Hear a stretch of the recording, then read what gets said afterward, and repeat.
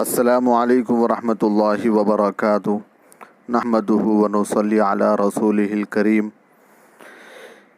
मेरे मोहतरम बुज़ुर्गों और दोस्तों और अज़ीज़ साथियों, पिछले कई दिनों से आप हज़रात की खिदमत में माह रमज़ान मुबारक की मुनासबत से कुछ बातें गो से गुज़ार करने की सआदत हासिल कर रहा हूँ। आज के इस मौके से मैं आप हज़रात की खिदमत में सहरी की फ़जीलत क्यों और कैसे के उन्वान से कुछ बातें और कुछ मारूज़ात पेश करने की कोशिश कर रहा हूँ। दुआ करें कि अल्लाह ताला मुझे सही सही कहने और हम सबको इस पर अमल करने की तौफ़ीक़ नसीब फ़रमाए। हकीकत में माह रमज़ानुल मुबारक का ये मौसम, जो कि मौसम बहार की शक्ल में और बाबरकत फ़ज़ाओं की शक्ल में अल्लाह तबारक व तआला की जानिब से हमारे लिए एक ख़ूबसूरत अतिया और तोहफ़ा है कि जिसके ज़रिए से हम अपनी गुनाहों की बख्शिश का ज़रिया बना सकें। क्योंकि अल्लाह तबारक व तआला चाहते हैं कि मेरे बंदे और बंदियाँ अल्लाह की तरफ रुजू करने वाली बने। इसीलिए अल्लाह तबारक व तआला महीनों के एतबार से माह रमज़ानुल मुबारक हमारी झोलियों में डाल दिया और फिर दिनों के एतबार से जुमे के दिन को हमारी झोलियों में डाल दिया और फिर रातों के एतबार से शब क़द्र को हमारी इस गुनाहों से भरी झोलियों में डाल दिया, ताकि हम अल्लाह तबारक व तआला को राज़ी करके अपनी ज़िंदगियों को बेहतर से बेहतर बना सके।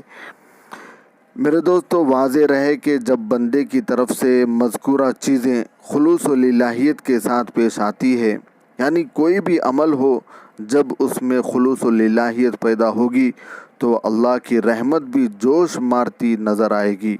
अल्लाह की रहमतें बेकरां उसके लिए मुंतज़िर रहेगी। इसका अंदाज़ा हम सिर्फ़ सहरी से भी कर सकते हैं। जैसा कि आप सल्लल्लाहु अलैहि वसल्लम का पाक इरशाद है कि तुसहिरू फ़इन्न सुहूर बरका, कि सहरी करो क्योंकि सहरी में बरकत होती है। और एक जगह फरमाया, बेशक अल्लाह तबारक व तआला सहरी करने वालों पर रहमत फरमाता है और इसके फरिश्ते रहमत की दुआ करते हैं। सहरी से मुराद वो खाना है जो इंसान रात के आखिरी हिस्से में तनावुल करता है और इसे सहरी इसलिए कहा गया है कि रात के आखिरी हिस्से को अरबी में सहरुन कहते हैं और ये खाना भी उसी वक्त खाया जाता है। इसी तरह सहरी जिस्मानी ज़रूरत की तकमील का ज़रिया भी है, यानी इंसान की नशोनुमा के लिए, उसकी ताकत व तवानाई के लिए भी ज़रिया बनती है। तो फिर उसकी इतनी बड़ी अहमियत व बरकत क्यों और कैसे है? मुसलमान होने के नाते हमें अल्लाह तबारक व तआला की तरफ से अता शुदा हर हुक्म का मकसद और उस पर मिलने वाले सवाब से वाक़िफ़ियत होनी चाहिए।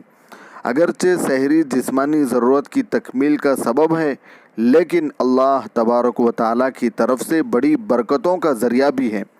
चुनांचे इमाम नूवी रहमतुल्लाहि अलैह सहरी के मकसद यूँ बयान फरमाते हैं, लिखते हैं कि उलमा इकराम का सहरी के मुस्तहब होने पर इजमा है, यानी सारे उलमा इस बात पर मुत्तफ़िक़ हैं कि सहरी खाने में बरकत है और ये कि सहरी वाजिब नहीं।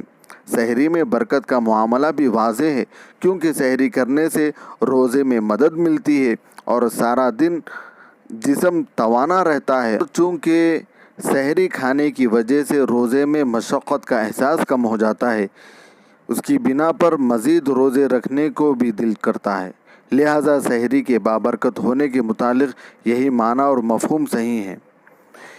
इसी तरह अल्लाह के नबी सल्लल्लाहु अलैहि वसल्लम का फरमान आली है कि बेशक अल्लाह ताला सहरी करने वालों पर रहमत फरमाता है और उसके फरिश्ते उनके लिए रहमत की दुआ करते हैं। इसका माना ये यूँ बयान करते हैं उलमा इकराम और बुज़ुर्गान दीन कि लोग रोज़े में मुआवनत की गर्ज से, यानी मदद हासिल करने की गर्ज से सहरी खाते हैं। यही वजह है कि सहरी खाने पर ज़ोर दिया गया है। हालांकि रोज़े की वजह से पेट और शर्मगाह की शहवत कमज़ोर पड़ती है और दिल की सफाई होती है, रूहानियत का गलबा बढ़ता है اور پھر جب غلبہ بڑھتا ہے تو نیکیوں کا شوق اور نیکیوں میں اضافہ ہو جاتا ہے، جو کہ اللہ کے قرب کا موجب بنتا ہے۔ حافظ ابن حجر رحمہ اللہ فتح الباری میں سحری سے حاصل ہونے والی برکتوں کا ذکر فرماتے ہوئے کہتے ہیں کہ سحری کرنے سے کئی اعتبار سے برکت حاصل ہوتی ہے۔ سب سے پہلے تو اس میں اتباع سنت ہے کہ اللہ کے نبی صلی اللہ علیہ وسلم نے سحری کے کھانے کو تناول فرمایا۔ پھر اہل کتاب کی مخالفت، اس کی عبادت کے لیے معاونت، روزے کے دوران چستی، بھوک کی وجہ سے پیدا ہونے والی بدمزاجی سے بچاؤ، اور مزید یہ کہ سحری کے وقت کوئی کھانا مانگے تو اسے کھانا دینے کا یا اپنے ساتھ بیٹھ کر سحری کھلا دینے کا موقع ملتا ہے۔ اسی طرح سحری کے وقت ذکر اور دعا کا موقع بھی ملتا ہے، اور وہ وقت خصوصی طور پر قبولیت کا بھی ہوتا ہے، اور اسی روزے کی نیت کرنے کا موقع مل جاتا ہے کہ ہمارا راتوں میں اٹھ کر ہماری خواتین کا پکوان کرنا، اور پھر آدھی رات میں اٹھ کر ہم سب کا کھانا اور سحری کا انتظام کرنا، یہ ساری کی ساری چیزیں روزے رکھنے کی نیت کا موقع بن جاتا ہے۔ اللہ تعالیٰ سے دعا ہے کہ وہ ہمیں سحری کی فضیلت، اہمیت اور اس کے اغراض و مقاصد کو سمجھنے کی توفیق نصیب فرمائے۔ اور مزید اس کے ذیل میں کچھ مسائل ہیں جو عموماً دوست و احباب کی جانب سے فون کے ذریعے سے سوالات کیے جاتے ہیں کہ کیا جنابت کی حالت میں سحری کی جا سکتی ہے، اور اگر سحری کی گئی تو کیا روزہ ہوگا؟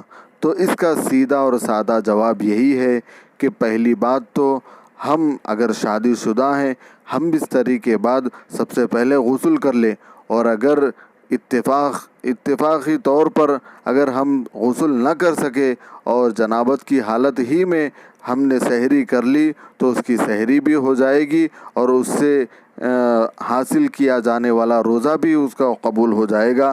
مگر یہ غیر مناسب بات ہے کہ ہم سحری کے وقت میں جنابت کی حالت میں، یعنی غسل کی حاجت کے وقت میں ہم سحری کریں۔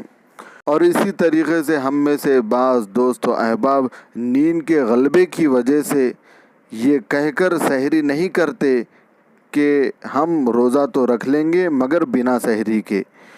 تو میرے دوستو، ہم میں سے ہر کوئی یہ کوشش کرے کہ اللہ کی طرف سے جو دی ہوئی نعمت کہ سحری کو اللہ نے ہمارے لیے برکت کی چیز بنایا، اس سے ہم محروم نہ ہوں، بلکہ کچھ نہ کچھ کھا لیں اور پانی پی کر ہم اس کو سحری میں شمار کر لیں اور اسی سے روزہ حاصل کر لیں۔ دعا کرے کہ اللہ تعالی ہم سب کو ان باتوں پر عمل کرنے کی توفیق نصیب فرمائے۔